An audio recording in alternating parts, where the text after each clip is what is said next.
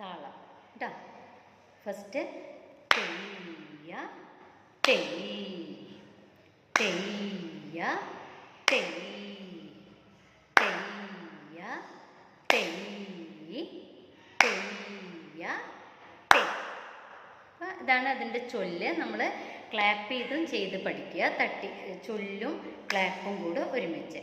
അതുകൂടാതെ നമ്മൾ താളത്തിൽ എങ്ങനെ വരുന്നു നോക്കാം. താളം, ആദ്യ താളം 8 ബീറ്റ്സ് എങ്ങനെയാണ് അതിൻ്റെ കൂടെ വരുന്നത്? തെയ്യ തെയ് തെയ്യ തെയ് തെയ്യ തെയ് തെയ്യ തെയ്.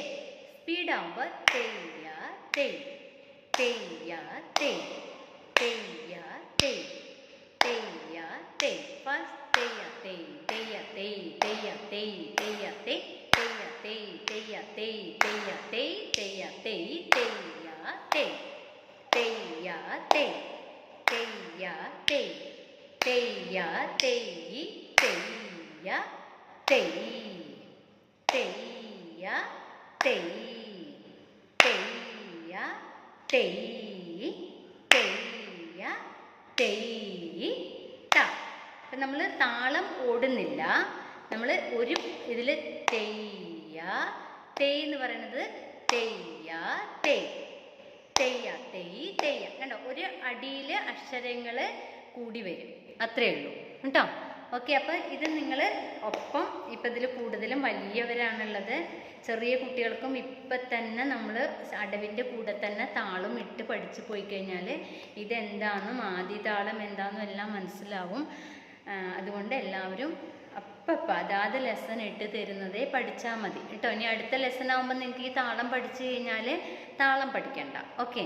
അപ്പം നമുക്ക് പതുക്കെ ക്ലാസ്സിൽ ജസ്റ്റ് ഒന്ന് റിവൈസ് ചെയ്ത് പോയാൽ മതി ആദ്യത്തെ കുറച്ച് ക്ലാസ്. പിന്നെ നിങ്ങൾ വീഡിയോ നോക്കി ചെയ്തു പോകാം. കാരണം നമുക്ക് സ്റ്റെപ്സ് ഇപ്പം നിങ്ങൾ അധികം കളിക്കാനായിട്ടില്ല. അപ്പോൾ ആ സ്റ്റെപ്സ് ഒരുവിധമാവുന്ന വരെയാണ് നമുക്ക് ഈ കാര്യങ്ങളിലേക്ക് കൂടുതൽ സമയം കളയാൻ പറ്റുള്ളൂ. സ്റ്റെപ്സ് കൂടുന്തോറും നമുക്ക് ആ സമയമാകുമ്പോഴത്തേനും ഇത് പഠിക്കണം. കാരണം നമുക്ക് പ്രാക്ടിക്കൽ തന്നെയാണ് നിർബന്ധം. കാരണം പ്രാക്ടിക്കൽ ചെയ്താൽ മാത്രമേ നിങ്ങളെയും കൊണ്ട് ഞാൻ ചെയ്യിപ്പിച്ചാലേ നമുക്ക് ചെയ്യാൻ പറ്റുള്ളൂ.